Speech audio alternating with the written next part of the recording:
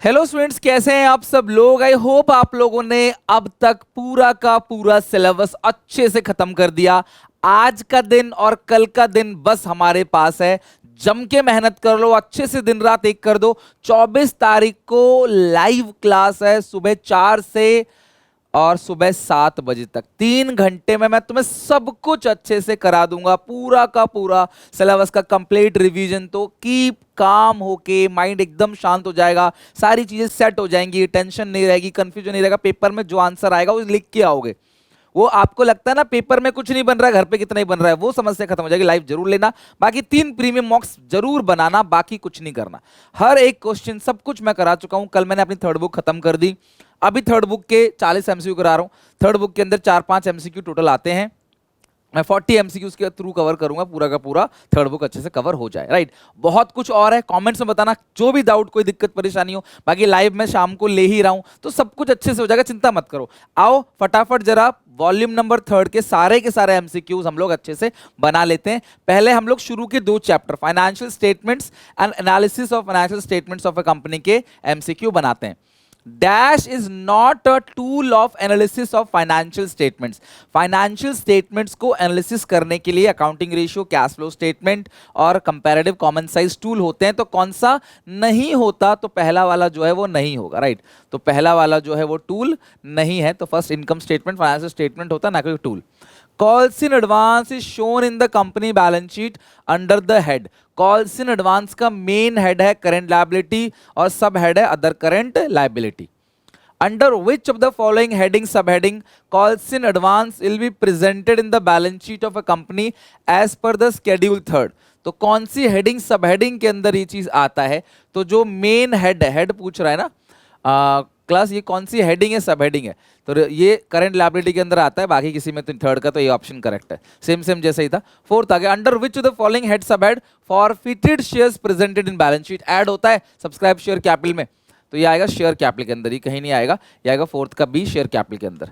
Fifth हो गया, as per the part 1 unpaid dividend. तो अनपेड डिविडेंड हो या अनक्लेम डिविडेंड हो, ये आता है किसके अंदर? करंट लायबिलिटी के अंदर। मेन हेड क्या है इसका? Current liability. प्रपोज डिविडेंड आता है कंटिजेंट लायबिलिटी में। 6 क्वेश्चन पे आते हैं।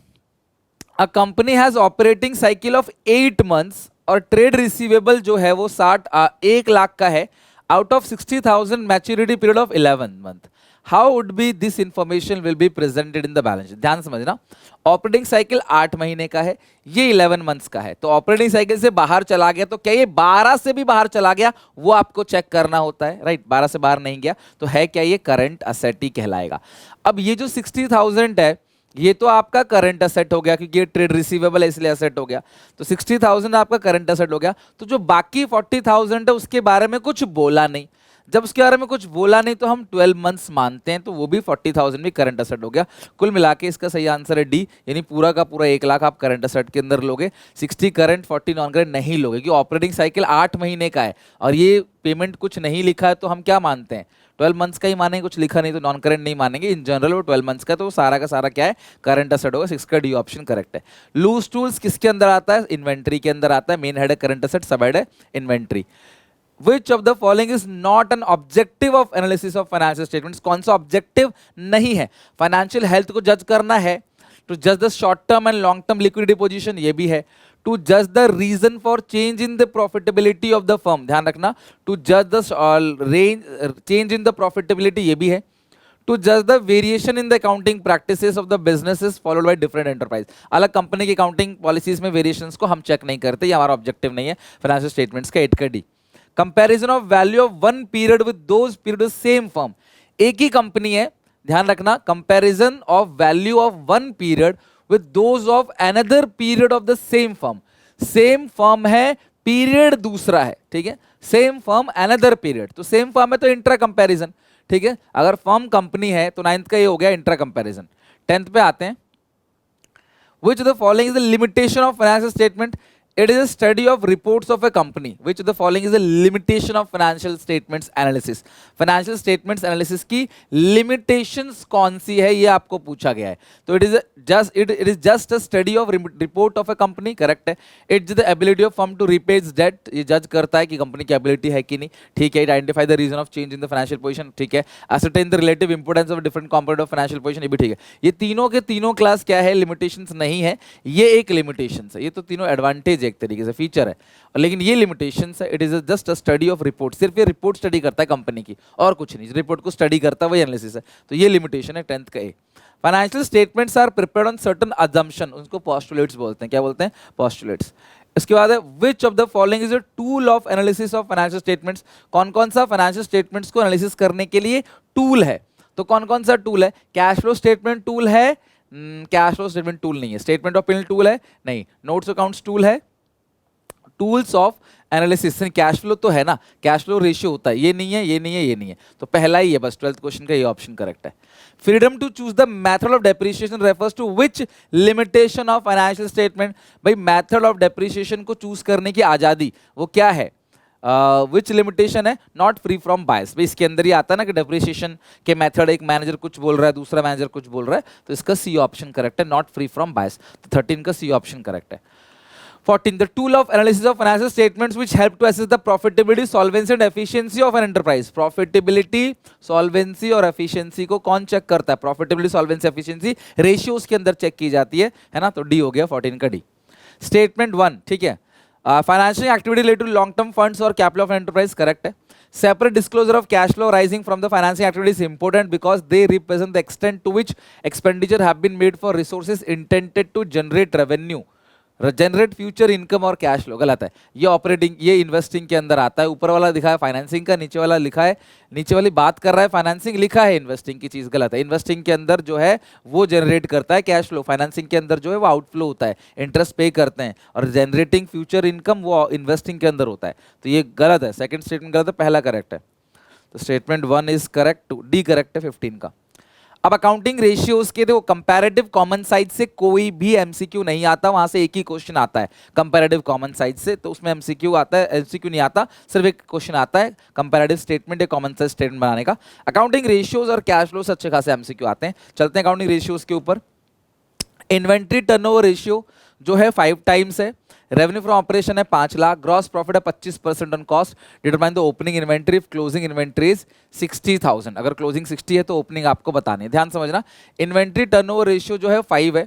तो इन्वेंट्री टर्नओवर रेशियो का फॉर्मूला क्या होता है? COGS upon average inventory. और COGS आपको दिया हुआ नहीं है. तो क्वेश्चन में जो जीपी दिया है वो 25% है COGS का, यानी कि 1/4 है COGS का. राइट, लिखा हुआ है हमारे पास. COGS में सेल्स है, तो सेल्स पे कितना होगा? 1/5. सेल कितनी दे रखी है? 5 लाख. 5 लाख का 1/5 जो जीपी आएगा वो आएगा 1 लाख. तो प्रॉफिट 1 लाख का है, सेल्स 5 लाख का है, तो COGS कितना आएगा? 4 लाख. भाई सेल्स में से प्रॉफिट घटा देंगे तो कॉस्ट आएगा. तो COGS आ गया 4 लाख अपॉन एवरेज इन्वेंट्री. तो ओपनिंग इन्वेंट्री को x मान लो, क्लोजिंग इन्वेंट्री 60,000 है, डिवाइड बाई 2. तो इसको सॉल्व करेंगे कुल मिला के, तो ये आएगा x plus 60,000 divide by 2 is equal to 4 lakh upon 5. तो 80,000 ये आ गया. अब 80,000 ये है, 2 उधर भेजेंगे तो x plus 60,000 is equal to 1,60,000. 60 उधर भेज दो तो x की वैल्यू कितनी आ गई आपके पास? 1 लाख. ठीक है, तो जो x आ गया वो 1 लाख है, यानी ओपनिंग इन्वेंट्री आपके पास 1 लाख आ गया, यानी इसका सी ऑप्शन करेक्ट है.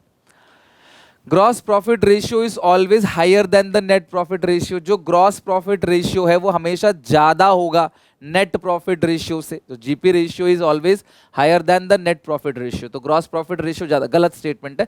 Gross profit ratio net profit ratio से हमेशा ज्यादा नहीं होगा. जनरली अगर आपके पास इनडायरेक्ट इनकम ज्यादा है, इनडायरेक्ट एक्सपेंस कम है, तो नेट प्रॉफिट ज्यादा होगा. To calculate net profit, indirect expenses are subtracted from the gross profit and indirect incomes are added to the gross profit. बिल्कुल ठीक है. A false, R true and D option A incorrect और R correct. Two basic measures of operational efficiency of a company. किसी भी company के operational efficiency को check करने के लिए 2 बेसिक मेजर्स कौन से होते हैं ऑपरेशनल एफिशिएंसी के लिए? लिक्विड तो होगा नहीं, ये भी नहीं होगा.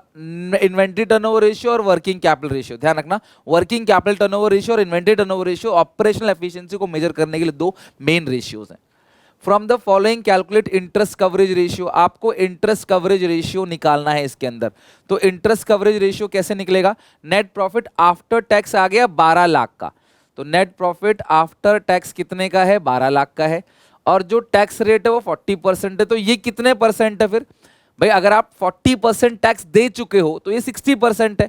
60 इंटू, आप मुझे बता देना कमेंट्स में, किसी क्वेश्चन में डाउट होगा ना तो मैं आपको जब 100 MCQ कराऊंगा तब मैं करा दूंगा उसको, और इंटू 40, तो ये टैक्स का अमाउंट निकल के आएगा।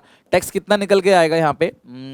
6, तो ये हो गया 2, 8 लाख। 8 लाख का टैक्स आ गया, और आपको निकालना क्या है? Interest coverage ratio. Interest 10%, 1 crore का 10 लाख, नीचे 10 लाख आएगा।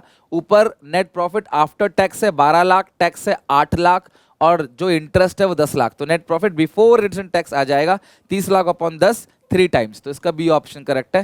क्वेश्चन नंबर 4 का बी ऑप्शन बिल्कुल ठीक है। 5 पे आते हैं। तो quick ratio is 1:1, which of the following transaction will result in increase in this ratio. ध्यान समझना, क्विक रेशियो 1:1 है, quick asset upon current liability. इनमें से कौन सा ऐसा ट्रांजैक्शन है जिससे इंक्रीज हो जाएगा रेशियो? ये कौन सा ऐसा ट्रांजैक्शन है? तो सबसे पहला purchase of inventory. Inventory 1.5 lakh का थ्रू चेक, ध्यान रखना, परचेज ऑफ इन्वेंट्री, इन्वेंट्री खरीदा। अगर आपने इन्वेंट्री खरीदा चेक से खरीदा तो यहां पे जाएगा क्या? आपका बैंक बैलेंस कम हो जाएगा और आएगा कुछ नहीं, तो ये इंक्रीज तो पहला होगा ही नहीं, डिक्रीज और हो जाएगा। दूसरा, सोल्ड इन्वेंट्री ऑन क्रेडिट, उधार में बेचा आपने तो क्रेडिटर्स आपके बढ़ जाएंगे और आएगा कुछ नहीं, तो डिनोमिनेटर प्लस हो जाएगा तो रेशियो घटेगा। क्वेश्चन कह रहा है increase.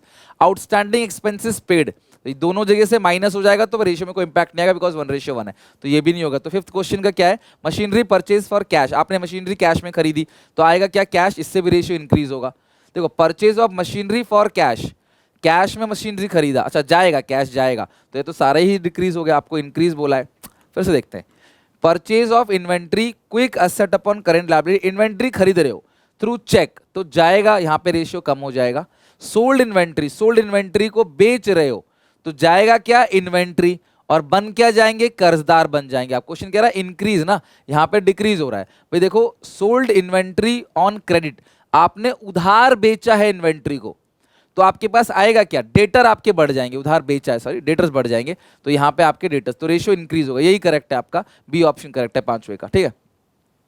Which of the following is correct? Quick ratio can be more than the current ratio, quick ratio current ratio से ज्यादा हो सकता है क्या? कभी नहीं हो सकता क्विक रेशियो करंट रेशियो ज्यादा।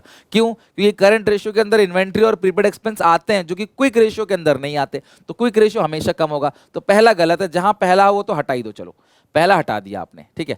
तो अगर पहला गलत है तो ऑल आर भी गलत है, फिर तो ऑल कैसे गलत हो जब पहला ही गलत है?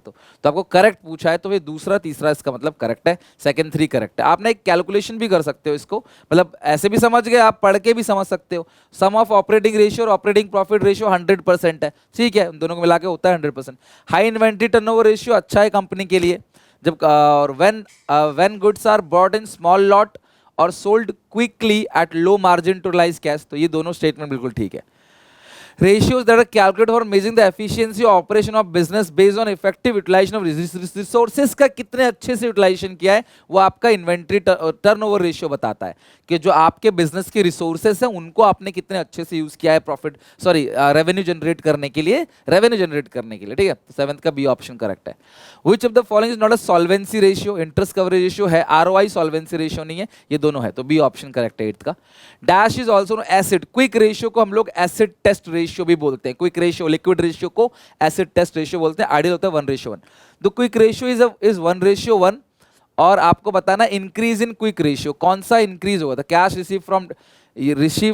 रिसीव फ्रॉम डेटर से आपको पैसा मिला तो क्या होगा? डेटर कम हो गया और कैश बढ़ गया, तो यहां तो नो चेंज आएगा।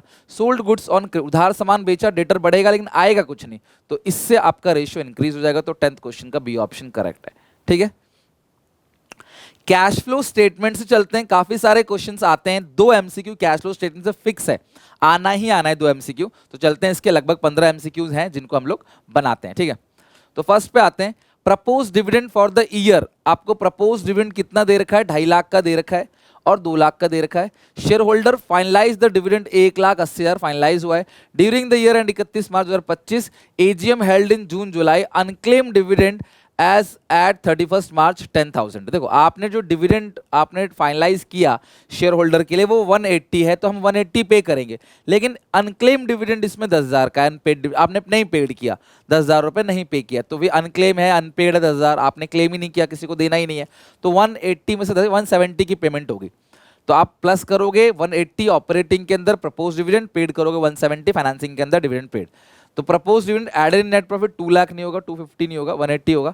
प्रपोज डिविडेंड 180 है और आउटफ्लो जो है 190 नहीं, आउटफ्लो 170 होगा, प्रपोज 180, यानी ये डी ऑप्शन करेक्ट है।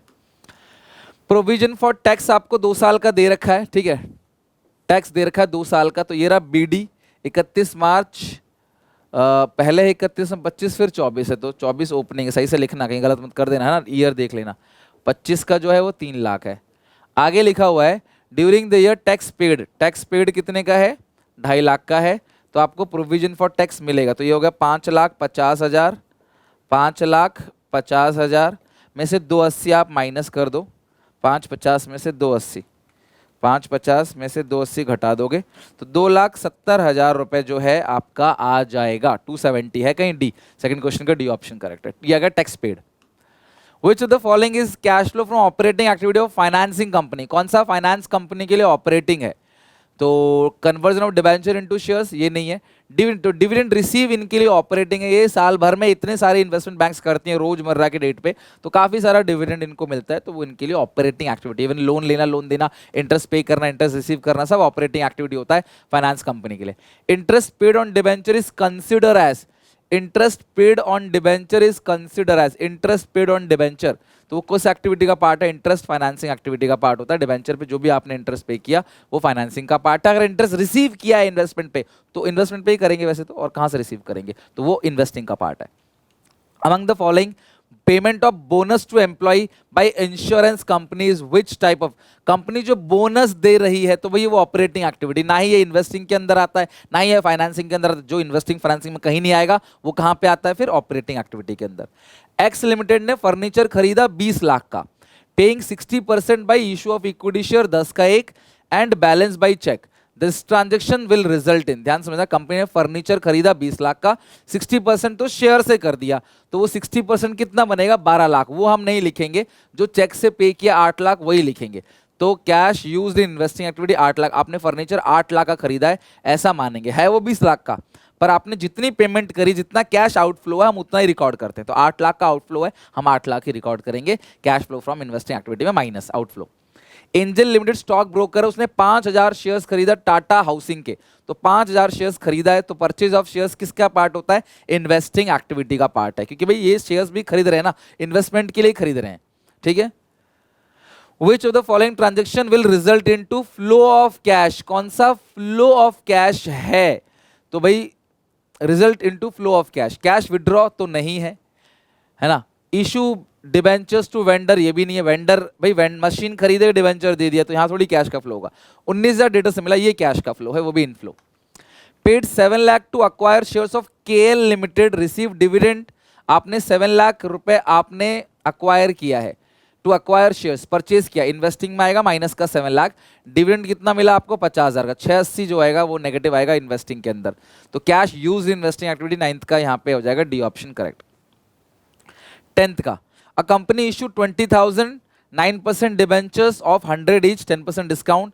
These debentures redeems 50% premium at the end of 5 years. The balance in security premium on the date of issue 3,70,000. How the transaction will affect in cash flow statement? बहुत अच्छा question है।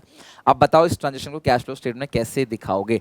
तो आपने सबसे पहले बताओ, आपने इशू किया है 20,000 डिबेंचर, 100 का एक 10% डिस्काउंट, तो मतलब 90 का इशू किया 20,000 डिबेंचर, तो भाई 20,000 इंटू 90 तो ये बनेगा 18 लाख, तो 18 लाख रुपए तो सबसे पहले फाइनेंसिंग के अंदर आएगा, इशू किया है तो प्लस के अंदर, डिबेंचर्स टू रिडीम 15% प्रीमियम, फिर रिडम्पशन पे 15% प्रीमियम है, तो भाई वो भी माइनस कर दो, इशू भी डिस्काउंट पे हो गया, रिडीम भी प्रीमियम, तो 15% प्रीमियम है, मतलब 15 रुपए का प्रीमियम है, 3 लाख भाई ये भी माइनस कर दो, ठीक है, 3 लाख ये भी माइनस कर दो आप, तो कुल मिला के फाइनेंसिंग के अंदर कितना आना चाहिए, फाइनेंसिंग के अंदर 3 लाख रुपए ये माइनस कर दो कि रिडीम हो रहा है प्रीमियम पे, तो लौटाते वक्त भी जो है हम एक्स्ट्रा पैसे लौटाएंगे, ठीक है। उसके बाद the balance in securities premium on the date of 3,70,000, तो ये जो रिडम्पशन पे प्रीमियम है ना बेटा, ध्यान समझना, रिडम्पशन पे जो प्रीमियम है इसमें है क्या option, added in 1,30,000 operating. Operating में कितना आएगा, ऑपरेटिंग में कितना आएगा, how the transfer reflected, operating में कितना आएगा, ऑपरेटिंग में एक तो आएगा डिस्काउंट ऑन इशू, प्लस कर दोगे कितना आएगा डिस्काउंट, 10% डिस्काउंट है, 10 रुपए का इंटू 20,000, 2 लाख रुपए तो डिस्काउंट ऑन इशू चला जाएगा ऑपरेटिंग के अंदर, ठीक है। और प्रीमियम ऑन रिडम्पशन जो है, डिस्काउंट ऑन इशू और प्रीमियम रिडम्पशन जो है वो कितना है, दिस डिबेंचर्स रिडीम 15% प्रीमियम, तो प्रीमियम रिडम्पशन हो गया 15 इंटू 20,000, 3 लाख रुपए का प्रीमियम और रिडम्पशन हो गया। तो added 1,30,000 operating activity, loss on issue of debenture और write off and inflow 20 lakh under, देखो फाइनेंसिंग में 20 लाख तो नहीं आएगा, ये तो गलत है। Added 5 lakh under operating activity on loss on issue of debenture, भाई loss on issue of debenture के अंदर कितना आएगा, loss on issue of debenture आपके पास है कितने का, यहाँ पे 5 लाख है और 370 आपके पास पहले से प्रीमियम है, वो राइट ऑफ कर दोगे तो 1,30,000 रुपए आएगा। देखो ना आपके पास डिस्काउंट ऑन इशू था 2 लाख, प्रीमियम और रिडम्पशन हो गया 3 लाख, टोटल हो गया 5 लाख, आपके पास पहले ही 370 का एसपीआर से बैलेंस पड़ा है, वहां से यूज करके 1,30,000 राइट ऑफ करोगे, वो आएगा 130, तो ये सी का करेक्ट लग रहा है मुझे। एडेड 130 अंडर ऑपरेटिंग, ये तो ठीक है, as a loss on issue of debenture write off, ठीक है। And inflow 18 lakh under financing activity, financing activity में इनफ्लो कितना आएगा 18 लाख, तो फाइनेंसिंग एक्टिविटी में देखो 18 लाख का इनफ्लो है, 20 लाख का डिबेंचर इशू किया, ये अलग से दिखाया है, ये प्रीमियम रिडम्पशन वो अलग से दिखाया है, यहाँ ये आउटफ्लो की बात कर रहा है, यहाँ पे इनफ्लो लिखा हुआ है, तो इसका मतलब सी ऑप्शन जो है 10th का करेक्ट है। क्वेश्चन 11 पे आते हैं, interest receive on investment is shown under which type of activity in cash flow statement. देखो इंटरेस्ट मिलता किस पे है, इन्वेस्टमेंट पे, तो इन्वेस्टमेंट पे इंटरेस्ट मिलता है, इसीलिए वो इन्वेस्टिंग एक्टिविटी का पार्ट होगा 11 का बी। अगर ये इंटरेस्ट पेड होता तो पेड किस पे होता है, इंटरेस्ट लोन पे, डिबेंचर्स पे, वो फाइनेंसिंग एक्टिविटी का पार्ट होगा। रिसीव किया इन्वेस्टिंग, और अगर आपने पे किया तो वो फाइनेंसिंग का पार्ट है, वो भी एक नॉन फाइनेंसिंग कंपनी के लिए, ठीक है। नेक्स्ट पे आते हैं, 12 पे आ जाओ। Statement 1, Shri Limited was carrying on business of packaging in Delhi and earned good profit in past years. The company wanted to expand its business. Additional fund चाहिए जो कि क्लास 30 लाख शेयर इशू करेंगे। इन्होंने मशीन खरीदी 20 लाख की। करंट ईयर नेट प्रॉफिट है 15 लाख का। Cash flow from operating investing financing activity पूछ रहा है, ध्यान समझो। ऑपरेटिंग का जो, अच्छा ये पहला स्टेटमेंट है, तो ऑपरेटिंग का जो है 15 लाख है नेट प्रॉफिट, इन्वेस्टिंग का 20 लाख हो गया क्योंकि आपने 20 लाख की मशीन खरीदी, शेयर्स आपने इशू किए 30 लाख, तो बिल्कुल ठीक है, पहला स्टेटमेंट बिल्कुल ठीक है। दूसरा, the patent of x limited increase from 3 lakh से 3,50,000, पेटेंट परचेज इन्वेस्टिंग से माइनस हो जाएगा 50,000, तो patent purchase 50,000 will be shown under cash flow outflow, तो ये भी ठीक है बिल्कुल, दोनों स्टेटमेंट ठीक है, तो बोथ स्टेटमेंट्स आर ट्रू, यानी कि 12 का ये ऑप्शन करेक्ट है। 13 पे आते हैं, स्टेटमेंट, स्नो लिमिटेड ने 2 लाख रुपए कमाया आफ्टर चार्जिंग डेप्रिसिएशन 50,000 मशीनरी, सो ऑपरेटिंग एक्टिविटी में जो आएगा वो 2,50,000 आएगा बिफोर वर्किंग कैपिटल चेंजेस, ठीक है। प्रॉफिट में डेप ऐड करते हैं तो 2.5 लाख रुपए आएगा ऑपरेटिंग में, ठीक है। Depreciation is add back to the net profit as it does not result any cash flow, तो ये भी ठीक है कि डेप्रिसिएशन को प्रॉफिट में ऐड करते हैं क्योंकि वो नॉन कैश आइटम होता है। दोनों स्टेटमेंट ठीक है, बोथ स्टेटमेंट्स आर ट्रू, यानी 13 का डी ऑप्शन करेक्ट है। 14, which of the following item is not included in cash and cash equivalent? Trade receivable नहीं होता, ये तो भाई कैश एंड कैश इक्विवेलेंट नहीं आता ना, ट्रेड रिसीवेबल ये आता है, लेकिन ये नहीं आता, cash and cash equivalent trade receivable current asset है ना। Short term highly liquid investments classified as cash and cash equivalent if they are realisable into the amount of cash from the date of acquisition within period of, देखना short term investment basically 3 महीने का time लेते हैं, तो यानी कि 15 का ये डी ऑप्शन करेक्ट है, 3 मंथ्स, ठीक है। तो शॉर्ट टर्म इन्वेस्टमेंट वो इन्वेस्टमेंट होता है जो जनरली 3 महीने के अंदर हम लोग कैश में कन्वर्ट कर देते हैं, उसको हम लोग शॉर्ट टर्म इन्वेस्टमेंट कहते हैं, राइट। बस खत्म। तो आई होप कि ये 40 के 40 क्वेश्चंस, इसमें कैश फ्लो के 15 क्वेश्चन थे, मैंने प्रैक्टिस करा दिया, तो ऑफिशियली अभी हमारा A to Z पूरा का पूरा सिलेबस खत्म हो गया with all important questions, revision और MCQs के साथ। तो कल मैंने इसके इंपोर्टेंट क्वेश्चन भी करा दिए शाम को, अभी मैंने आपको आज यहाँ पे कंप्लीट आपको इसके MCQ करा दिए, तो मेरी तरफ से हमारा पूरा का पूरा सिलेबस अब एंड हो गया है। तो अब टाइम है 3 प्रीमियम मॉक्स को लगाने का। आपको जो भी दिक्कत है अकाउंट्स के अंदर लिख दो कमेंट्स में, मैं उसके ऊपर काम करूंगा, ठीक है। जम के मेहनत करनी है, दिन रात एक कर दो, 1-2 दिन बचे हुए हैं, जम के पढ़ाई करो, ठीक है। मिलते हैं नेक्स्ट वीडियो में, till then take care, bye bye. इसके क्वेश्चन को जरूर बना के आना।